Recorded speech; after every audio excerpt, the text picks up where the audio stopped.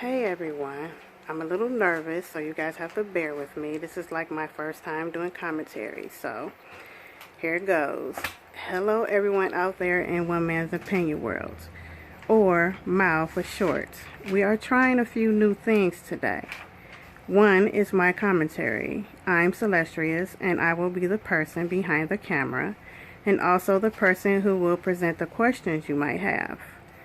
He will try to get as many as he can answered. Thank you and enjoy today's segment. Please subscribe, like, share, and leave a comment below.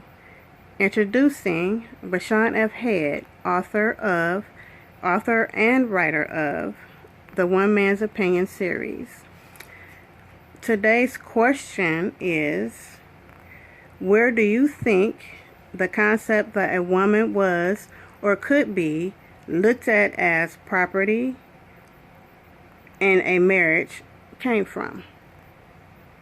Thank you for that question. I think it's a very, very good question, because in my new book, One Man's Opinion, The Secrets Revealed, The Rise of the Phoenix, I stress very, very strongly that we need to learn our roles with each other. Not our places or our positions, but our roles with each other. During my research, I found as far back as I could possibly go that the original religion was the neo-pagan religion. And for those of you that think about the pagan symbols and the pagan signs, I need you to look back into your history, find out that those signs actually were not symbols of Satanism like Catholicism put it out there to be. They were actual religious symbols of different religious sects, not Satanism.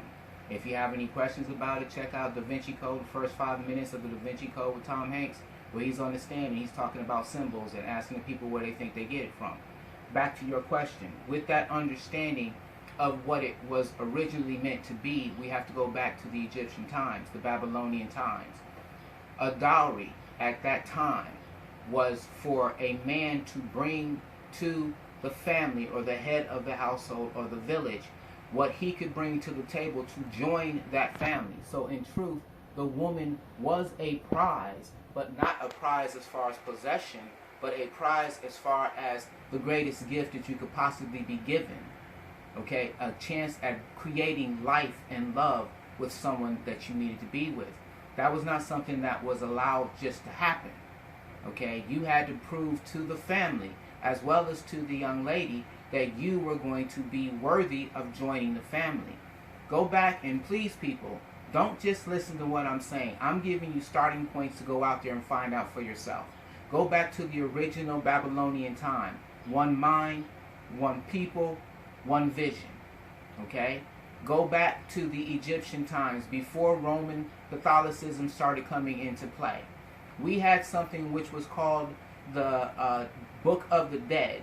Okay, in the Book of the Dead, it has something that is referred to as the 42 Principles of Mott. Okay, the 42 Principles of Mott is what Catholicism took 10 commandments out of and made it that way. So right there, the balance between male and female becomes unsettled. Right there is where it changes, and as far as I'm concerned, and as far as history has shown me, is where the woman starts getting rubbed out. It's when the woman becomes the Holy Ghost and the Holy Spirit. Okay? You are life bringers. You are the most important things that are out there. You are gems of gold. There is no value to you. So, the way that Catholicism changed things was to make women be and come off as being the sinners, the greatest temptation since this, that, and the other, to destroy the dynamic of man-woman relationship. So, there are different countries that do it, whereas a husband does bring gifts to, quote unquote, in this settlement, purchase a marriage right, okay? But those are very obscure. The original Old Testament Leviticus times, you brought to the table something that showed you belonged with the family and that you could take care of the daughter that you were being given. So it was a great big responsibility. You also need to understand, in the Egyptian times, women owned everything. Women chose the man to protect what they owned. Okay? So this, again, is something that we're not seeing and understanding. So if we go into endow, the word endow, E-N-D-O-W, means to furnish with a portion of goods or estate, called dower, D-O-W-E-R, to settle a dower as on a married woman or widow.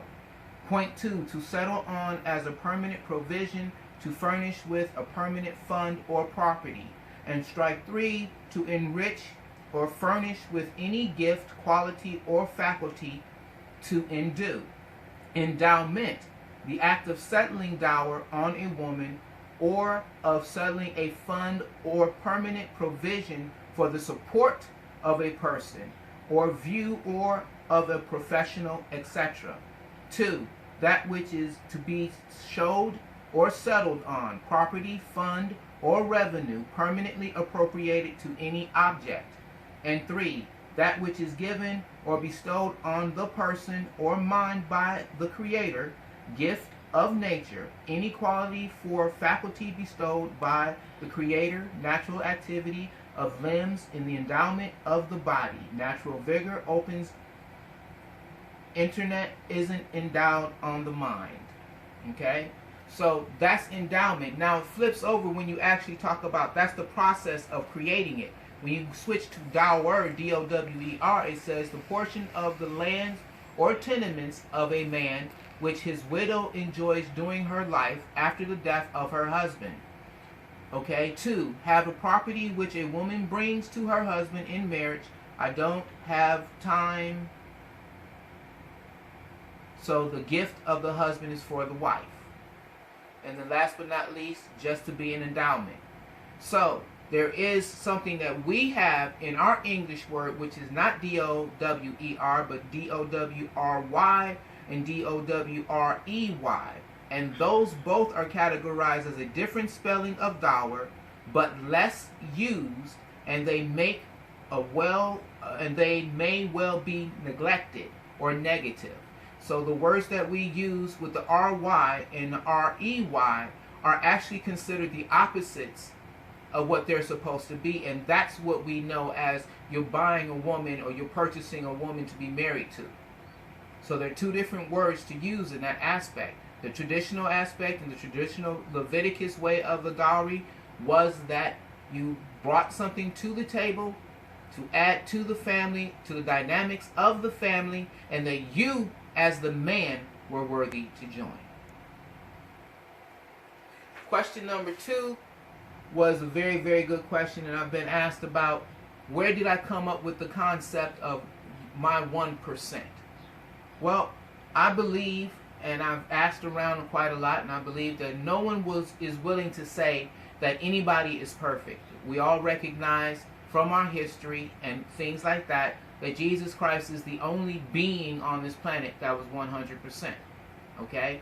Then I will give you 99%. All you have to do is work on 1% to get to perfection.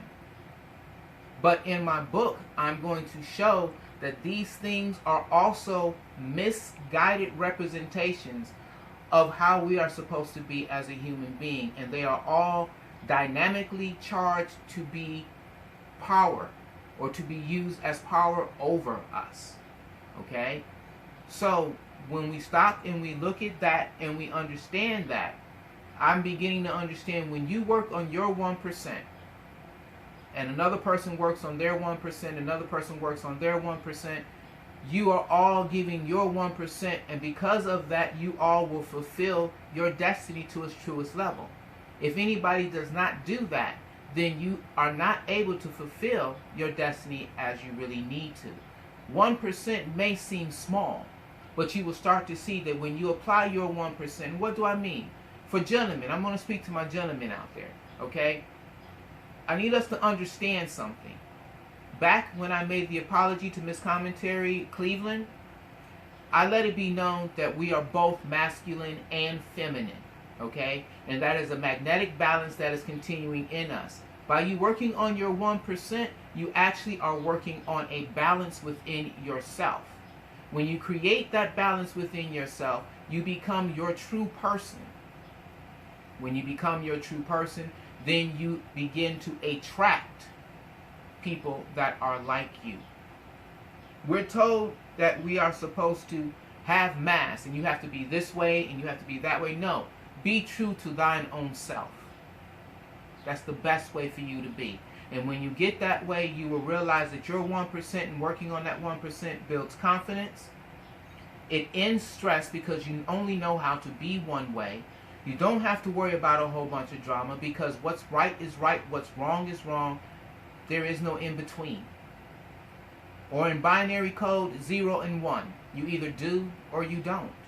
Everything else is rationale. Start removing your rationale. Start removing your participation in the argument, your participation in causing the conflict, your participation in dealing with your children and causing conflicts. And I need to say one very, very serious thing in this message. Okay? You're responsible for your thoughts, your actions, and your words. That's in the Bible. Look it up. All right? It stands for the fact that your thoughts, your actions, and your words all generate energy. Let's get into the book and you'll see what I mean about the different fields of energy and the actions that they create. Okay? The reason why we have the difficulties, in my humble opinion, is because we've forgotten what's important. And what's important is not the latest car that you drive or the big house that you live in or the trip that you're going on. What's important, if you're blessed enough to have a child in your life, is that child. And we need to remember, and this is also in the Bible, they are not ours. And they did not ask to be here. We are supposed to be their guardians. Okay? We are supposed to monitor them, watch them, listen to them, not dummy them down. They come in this world being able to deal with our technology. But when we're sitting up here for the first 3-4 years of their lives talking about goo goo gaga and this, that, and the other, we're actually dumbing them down. And then when they turn 5 years old, they're ready to go into school. Now you want to say, no, you can't do that anymore. To me, humbly, with my grandchildren and my children, if it ain't going to be cute at 3 or 4 years old, it ain't cute at 1 or 2.